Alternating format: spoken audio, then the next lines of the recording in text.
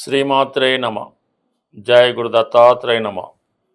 ఈ వీడియోలో మనం వృషభ రాశి వారికి 2026 ఫిబ్రవరి నెల మాస ఫలితాలు పరిశీలించినప్పుడు ఈ నెల ప్రారంభంలో 4 గ్రహాలు 9వ స్థానంలో ఉండగా ఈ నెల ప్రారంభం అవడం జరిగింది.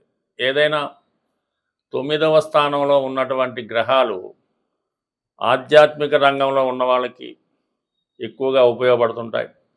ఎక్కువగా జాతకుడు కొత్త విషయాల్ని తెలుసుకోవడం, బాగా పండితుల్ని గురువుల్ని కలుసుకోవడం, వారి దగ్గర కొన్ని విషయాలు తెలుసుకోవడం జరుగుతూ ఉంటుంది. ప్రధానంగా ఎవరైతే ఉన్నత విద్య కొరకు ప్రయత్నం చేస్తుంటారో, అంటే పీజీ లాంటి కోర్సులు అవ్వచ్చు, డాక్టరేట్ లాంటి కోర్సులు అవ్వచ్చు, ఉన్నత విద్యా అవకాశాల కోసం ప్రయత్నిస్తున్న వారికి ఈ నెల చాలా అనుకూలంగా ఉండడం జరుగుతూ ఉంటుంది.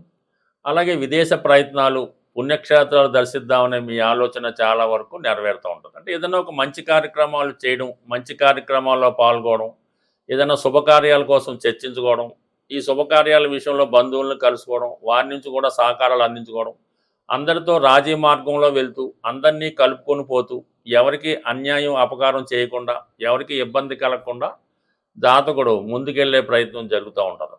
మరి ఈ ప్రయత్నంలో ముందుగా ఈ నెల ప్రారంభం అంటే ఫిబ్రవరి 3వ తారీఖున బుధుడు మరి దశమ స్థానంలోకి ప్రవేశించడం జరుగుతూ ఉంది.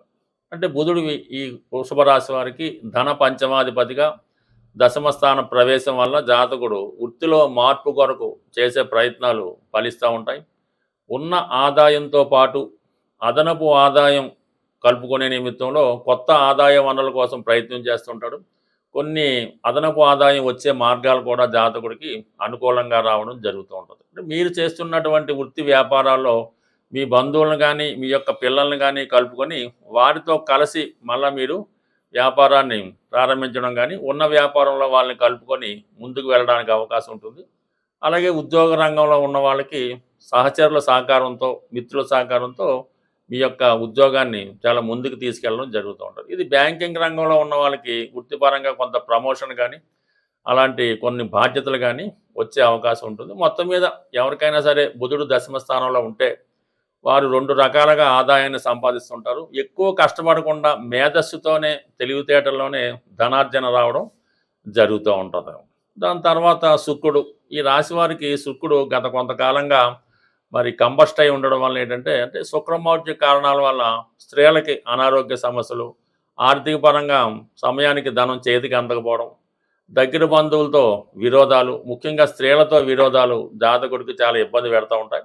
ఇంచుమించుగా ఈ నెల అటు ఇటుగా 12, 14 తారీఖుల నుంచి ఈ శుక్రమౌఢ్యం సంపూర్ణంగా వెళ్ళిపోవడం వల్ల అక్కడి నుంచి ఈ వృషభ రాశి వారికి అటు వ్యక్తిగతంగా అనుకూలత ఏర్పడుతుంది, అనారోగ్య సమస్యల నుంచి బయటపడతారు, ఆర్థిక పరంగా పుంజుకుంటూ ఉంటారు. అలాగే ఇదే నెల 5వ తారీఖున ఏంటంటే శుక్రుడు కూడా దశమ స్థానంలోకి రావడం జరుగుతూ ఉంటుంది.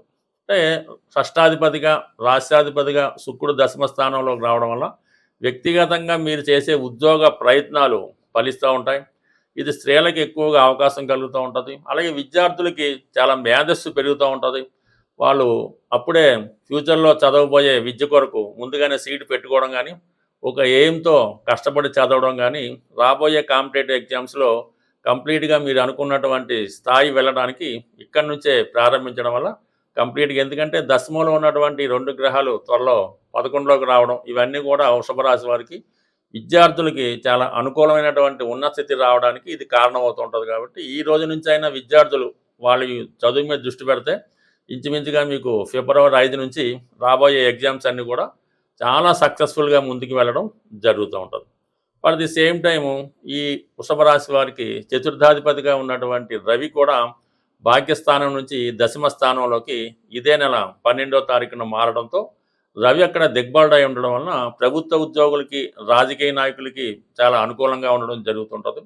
అలాగే ఎవరైనా సినిమా రంగంలో కానీ, సాఫ్ట్వేర్ రంగంలో ఉన్న వాళ్ళకి అక్కడ ఉన్నటువంటి రాహుతో ఈ శుక్రబుధులు కలియటం వల్ల అంటే కొత్త విద్యా సంస్థల్లో చేరడం కానీ, అలాగే చాలా ఆధునికరమైన విద్య, అంటే ఫ్యూచర్లో రాబోయే ఎలక్ట్రానిక్స్, A1, ఈ కంప్యూటర్లు రాబోయే మార్పులు, ఇవన్నీ కూడా జాతకుడు ముందుగానే వాటిలో ప్రవేశించడానికి చాలా వరకు ఈ గ్రహస్థితి సహకరించడం జరుగుతూ ఉంటుంది. ఏదైనా రాబోయే టెక్నాలజీని తనకు అనుగుణంగా మార్చుకోవడం, దానికి సంబంధించినటువంటి పరికరాలు, కంప్యూటర్లు సరైనవి కూడా సరంజామా ఏర్పాటు చేసుకొని, అడ్వాన్స్ టెక్నాలజీ నేర్చుకోవడానికి కూడా ఈ రాశి వారికి చాలా అనుకూలంగా ఉంది.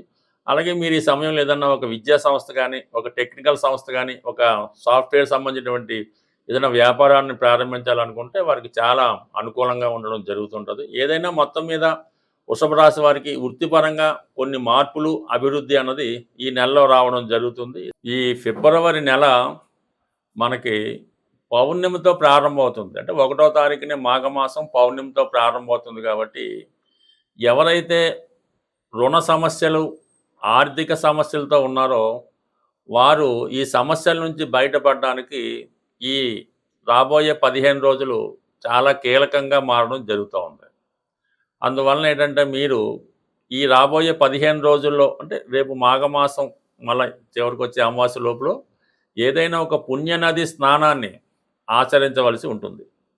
సో, దానివల్ల ఒకటి. దాని తర్వాత ఏంటంటే ఈ నెల అంటే ఫిబ్రవరి 5వ తారీఖున సంకటహర చతుర్థి రాబోతుంది. ఆ రోజు విధి విధానంగా మీరు వినాయకుడికి అభిషేకం, హోమం లాంటివి చేసుకోవడం వల్ల ఏదైనా ఆగిపోయినటువంటి పనులు తిరిగి పునఃప్రారంభం అవ్వడం జరుగుతూ ఉంటుంది. ముఖ్యంగా విద్యార్థులు ఎవరైతే ఉన్నత అవకాశాల కోసం ఎదురు చూస్తున్నారో, వాళ్ళు ఏ వయసు వారైనా సరే ఆ రోజు పిల్లలైతే పెద్దవాళ్ళు చేయించడం, కొద్దిగా 15 సంవత్సరాలు దాటిన వాళ్ళైతే వాళ్ళే ఆటోమేటిక్‌గా ఆ రోజు విధి విధానంగా ఆ పూజా విధానాన్ని పాటించడం వల్ల, వీలు కాని వారు కనీసం విఘ్నేశ్వరుని 108 నామాలతో పూజ చేయడం వల్ల ఆ రోజు అంటే సంకటహర చతుర్థి చేసుకోవడం వల్ల రాబోయే విఘ్నాలన్నీ కూడా తొలగిపోయే అవకాశం ఉంది. ఎస్పెషల్లీ ఈ 14వ తారీఖు 2వ నెలలో మరి వస్తున్నటువంటి శని త్రయోదశి. ఇది చాలా ఇంపార్టెంట్ అయినది, చాలా పవిత్రమైనది. ఆ శని త్రయోదశి రోజు అంటే మాకు ఏలినాటి శని, అష్టమ శని, ఇవన్నీ కూడా పక్కన పెట్టండి.